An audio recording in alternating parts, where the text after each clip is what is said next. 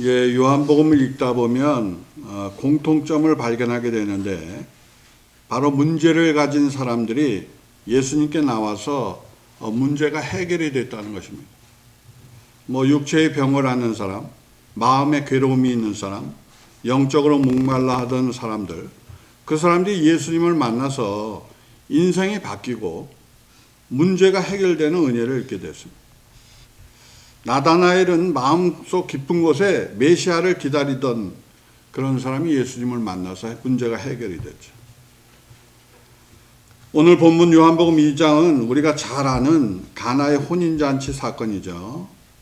예수님의 어머니 마리아가 친척의 결혼식에 참석했다가 포도주가 떨어졌어요. 이 상황으로 잔치 분위기가 다운될지도 모르죠. 옛날이나 지금이나 잔치는 술이 있어야 되는 거니까. 당시 결혼잔치에서 포도주는 기쁨이고 명예를 나타내는 상징인데 그 포도주가 떨어진다는 것은 신랑 집의 체면과 명예가 떨어지는 일이죠. 그 축복의 자리에서 수치스러운 일이 오게 된 것이죠. 그래서 매우 심각한 일이기도 했습니다. 뭐 이런 일이 오늘날 우리에게도 일어나지 않습니까?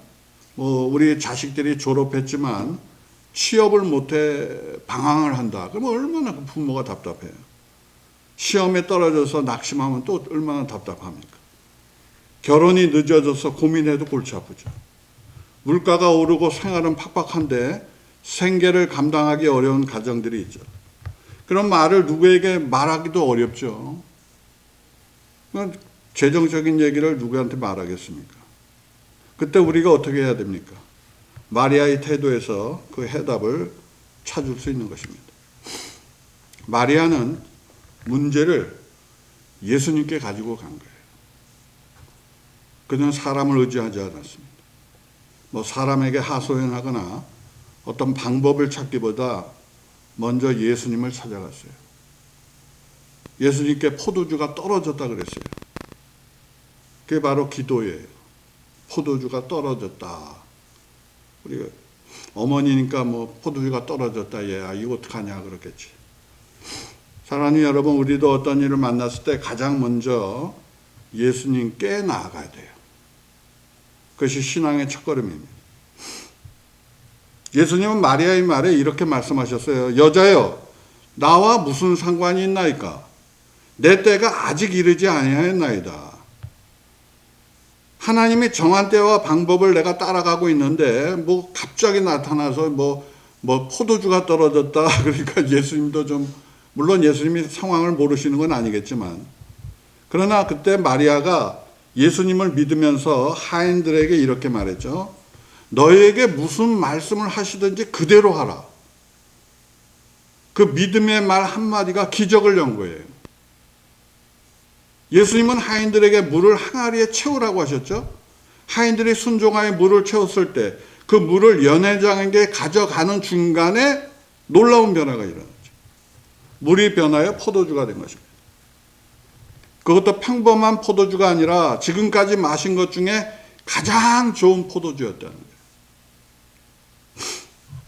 사랑하는 여러분, 예수님이 하시는 일은 단순한 문제 해결이 아니죠. 더 좋은 곳으로 바꾸는 회복의 역사죠.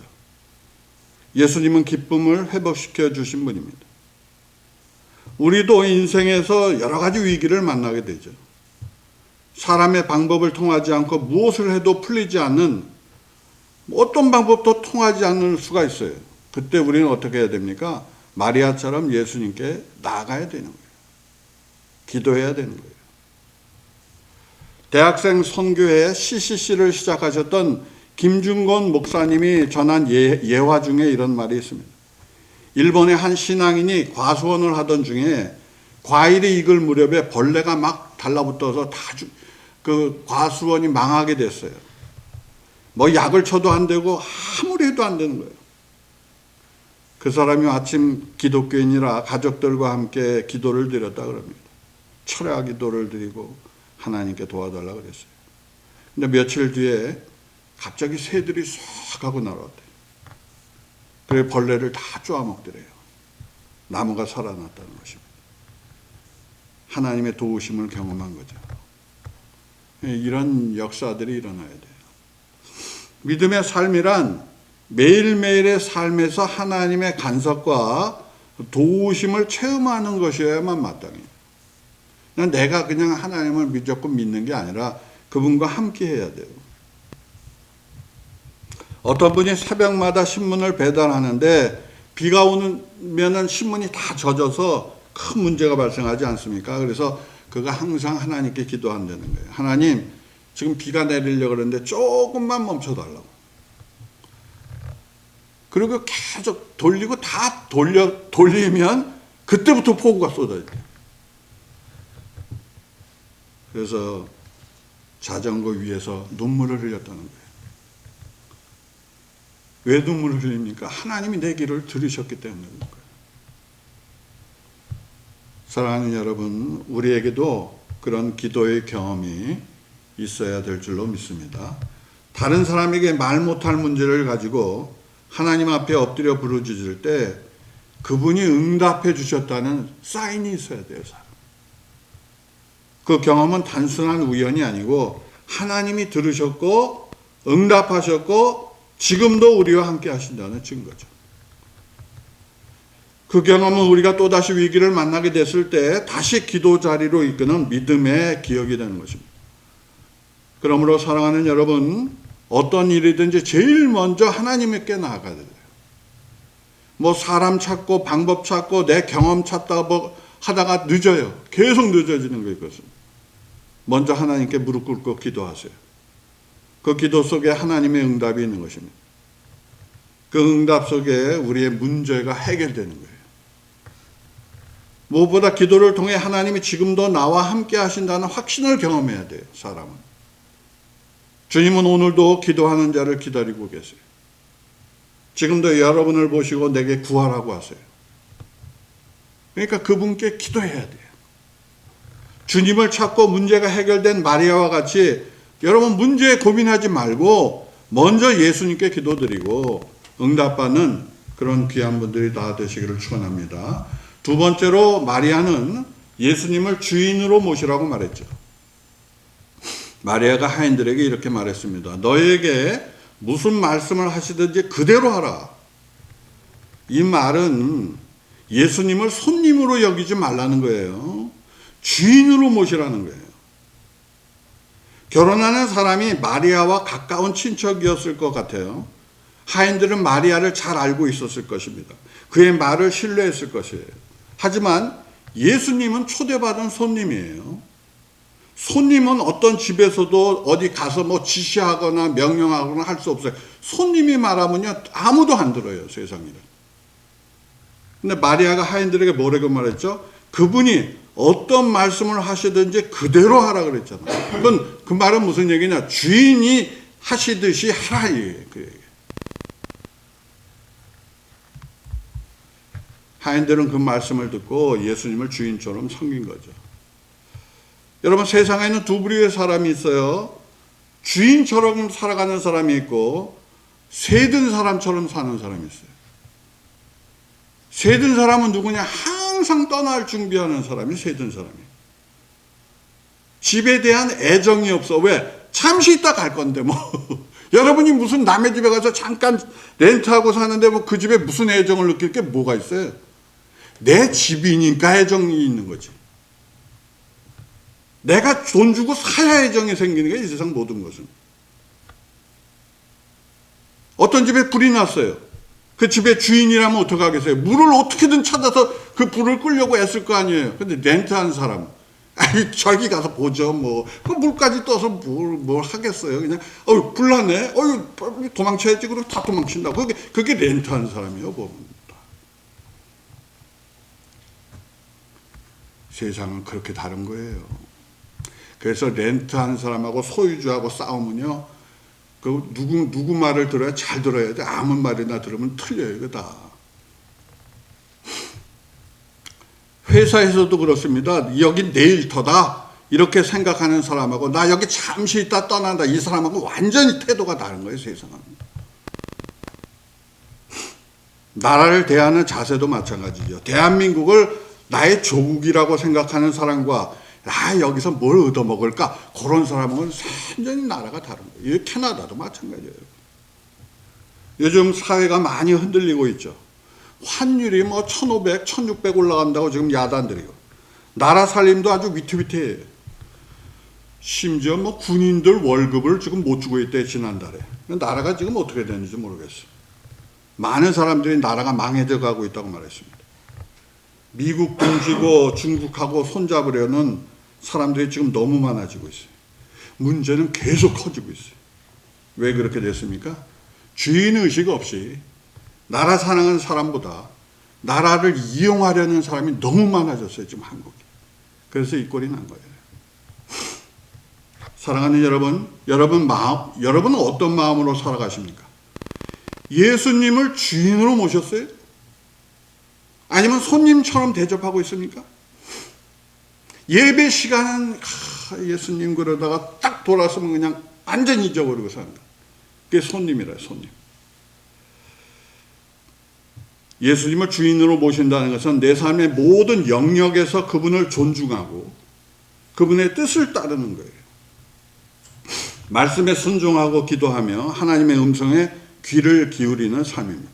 하지만 예수님을 손님처럼 대하는 사람은 문제가 생기면 자기 방법을 찾아요. 기도하지 않습니다. 사람을 의지해요. 왜냐하면 마음속 깊은 곳에 예수님을 주인으로 인정하지 않기 때문에 그런 거예요.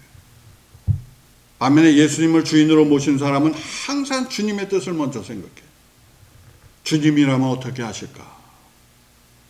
그렇게 사는 사람은 변화된 사람이에요. 생각이 바뀌고 말이 바뀌고 삶이 바뀐 것입니다.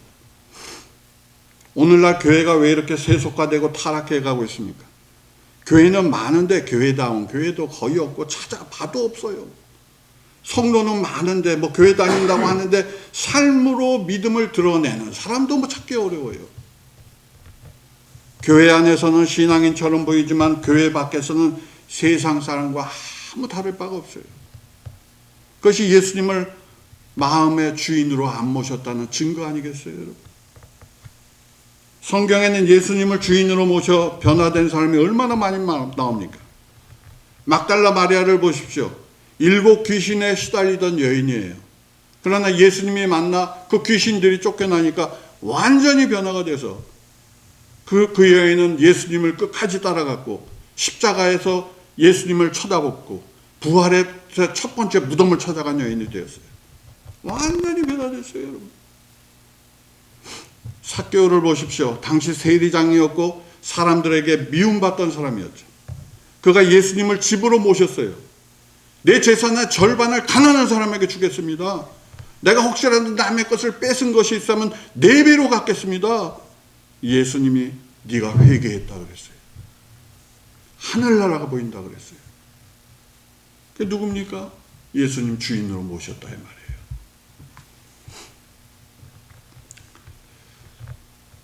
예수님을 주인으로 모신 사람은 고난이 와도 믿음으로 이겨내는 사람이에요. 기쁠 때는 교만하지 않고 슬플 때 소망을 잃지 않는 사람이에요. 왜냐하면 삶에서 예수님이라고 하는 변함없는 그분이 나와 함께 하시기 때문에 그래요. 예수님을 주인으로 모시면 그분과 친구처럼 교제하며 살아갈 수 있어요. 어디를 가든 무엇을 하든 예수님이 함께 계심을 믿기 때문에 어떤 상황에서도 흔들리지 않아요. 그 사람이 예수님과 함께하는 사람이에요. 사랑하는 여러분, 오늘 마리아가 무슨 말씀을 하시든지 그대로 하라고 말한 것처럼 우리도 예수님을 손님이 아닌 주인으로 모셔야 될 줄로 믿습니다. 예수님이 주인이 되시면 우리의 삶은 하나님 뜻 안에 자리 잡게 되어 있어요. 오늘 이 말씀을 듣는 여러분 모두가 예수님을 주인으로 모심으로 삶의 방향이 바뀌고 인생이 변화되는 은혜의 주인공이 다 되시기를 축원합니다. 마지막으로 우리가 주목해야 될 것은 종들의 순종했다. 예수님께서 하인들에게 말씀했죠. 항아리에 물을 채우라. 하인들은 아무 말 없이 그 말씀에 순종했어요. 왜? 주인이니까. 만약에 손님으로 말했으면 들었겠어요? 그 얘기? 6개의 돌 항아리에 가장 물을 채웠어요. 그때까지만 해도 아직도 물이 차 있었어요. 변화가 없었어요. 근데 예수님께서 또 말씀하셨죠. 이제 그물을 떠서 연회장에게 가져다 주어라. 하인들은 그 말씀대로 물을 떠서 연회장에게 가져갔어요. 바로 그때 기적이 일어났어요. 물이 변하여 포도주가 되어버렸어요. 여러분 놀랍지 않습니까? 기적은 예수님이 명령하신 순간이 아니라 종들이 그 명령에 순종했을 때 일어난 거예요. 만약 그들이 이렇게 생각했으면 어떨까요? 예수님 이거 물인데요. 연회장에게 가져갔다. 매 맞습니다 저희.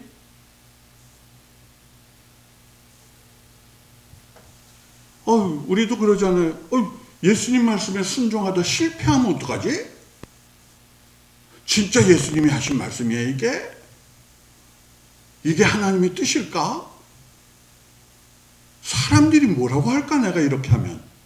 그 전부 시험 들다 넘어지는 사람이 하는 소리예요 여기다. 여러분 예수님 말씀을 계산하고 머뭇거리는 사람한테는 기적이 안 일어나요. 그래서 성경이 분명히 말했습니다. 행함이 없는 믿음은 죽었다 그랬어요 여러분. 믿음은 말로 끝나는 게 아닙니다 여러분. 입술로 예수님 믿습니다 아무리 하면 뭐예요? 행함이 없는데. 구약 성경의 발람을 기억해 보십시오. 그가 하나님의 영을 경험한 사람이었죠. 그러나 그가 넘어졌는데 물질의 유혹 앞에 넘어졌어요. 그 어떤 왕이 많은 보상을 제시했죠. 첫 번째. 그때는 나 이런 거 안 받습니다. 딱 거절해서 마치 진짜 같잖아요. 안 받는다 그랬으니까. 근데 두 번째 사신들이 왔을 때 그거보다 더블로 갖고 왔어.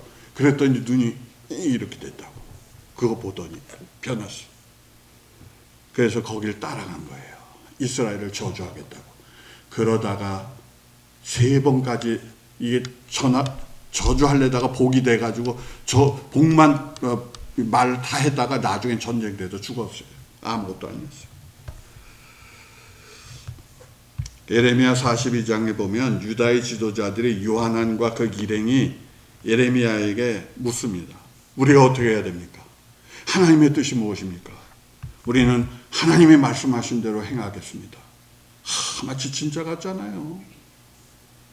그래서 예레미야가 하나님께 기도해서 하나님 우리가 어떻게 해야 됩니까? 하나님. 그랬더니 하나님이 애굽으로 내려가지 말고 바벨론에게 가라. 그랬더니 요하난 일당이 뭐라 그러는 줄 알아요? 네가 거짓말을 우리한테 한다. 너 우리를 다 죽이려고 하지. 바벨론 데리고 와서 우리는 애굽으로 갈 거야. 그리고 다 애굽으로 내려갔어요. 아무리 기도 부탁해도 소용없어요. 믿음이 없으면.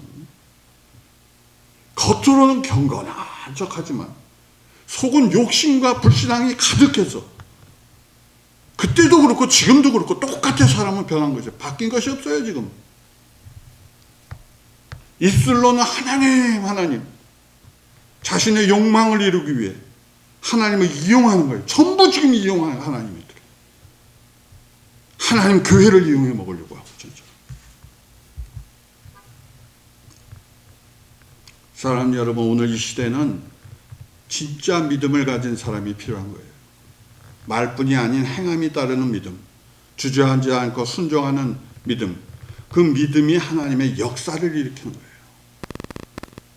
여러분 여호수아를 보세요. 모세의 뒤를 이어 백성을 그 가나안 땅으로 들어가려는데 그 땅에는 거인들이 많고 야만인들이 얼마나 많은지 그 사람들하고 상대해서 싸우려면 그것도 머리가 그냥 얼마나 복잡한지 말이에요. 정말. 그때 하나님이 나타나셔서 뭐라고 하셨어요? 강하고 담대하라. 내가 너와 함께하리라. 여호수아는 그 말씀 믿고 들어간 거예요. 그대로. 거인들과의 전쟁, 이방 민족과의 싸움 속에서 순종하며 하나님 나라를 세워버린 거예요. 거기에. 그 길이 쉬웠겠습니까? 피를 흘려야 됐죠. 목숨을 걸어야 됐죠. 순종의 싸움이었어요. 그 길이. 그러나 그 순종을 통해 하나님의 약속이 이루어진 거죠. 사랑하는 여러분, 오늘날 교회가 무기력해진 이유는 싸움을 두려워하기 때문에 그래요. 싸움을 두려워해. 막 두려워해. 사람들이 전부 지금. 막 그냥 뭐 잘못하는 걸 봐도 교회고 뭐고 전체가 입을 다물고 있어요. 옛날 박정희 대통령이 뭐 하거나 전두환 씨가 뭘 하면 그냥 데모하고 그래. 아무도 지금 데모 안 해요. 나라는 무너지는데도 아무도 데모 안 해요. 그저 일부 사람이 태극기 들고 지금 엄청 애를 쓰고 있을 뿐이에요. 왜 그래요? 평안함만 택했어요. 지금 교회가 다. 교회는 예수님 피로 세워진 것입니다. 그 피를 예수님의 뜻이 아니라 사람의 계산과 욕심으로 운영하라고 할 때 하나님의 역사가 그냥 탁 하고 멈춰버려요. 순종은 끝까지 순종하는 것을 순종이라고 하는 것입니다. 여러분, 오늘 말씀을 다시 떠올려 보십시오. 결혼식의 하인들은 예수님 말씀에 단순히 믿고 순종했죠. 그래서 물이 포도주로 변하는 놀라운 기적이 일어났어요. 사랑하는 여러분, 여러분도 삶 속에서 기적을 원하세요? 물이 포도주로 바뀌는 놀라운 은혜를 경험하고 싶으십니까? 그렇다면 예수님 말씀에 귀를 기울이세요. 주저하지 말고 순종하세요. 주님이 말씀하시면 그 말씀이 이해되지 않더라도, 앞이 보이지 않아도 믿음으로 한 걸음을 내걸어야 돼요. 그것이 기적의 시작인 것입니다. 하인들처럼 그저 물을 떠서 연회장에 가져가 줘야 되는 거예요, 여러분. 그래야 하나님이 마지막을 행하시는 거예요, 이 세상은. 하나님이 일하시려면 여러분이 순종해야 돼요, 그분께. 오늘도 그 믿음으로 살아가는 여러분 모두가 다 되시기를 축원합니다. 그래서 여러분의 삶에서 기적을 맛보고 주님과 함께 동행하는 멋진 인생을 살아가게 되시기를 예수님의 이름으로 축복합니다.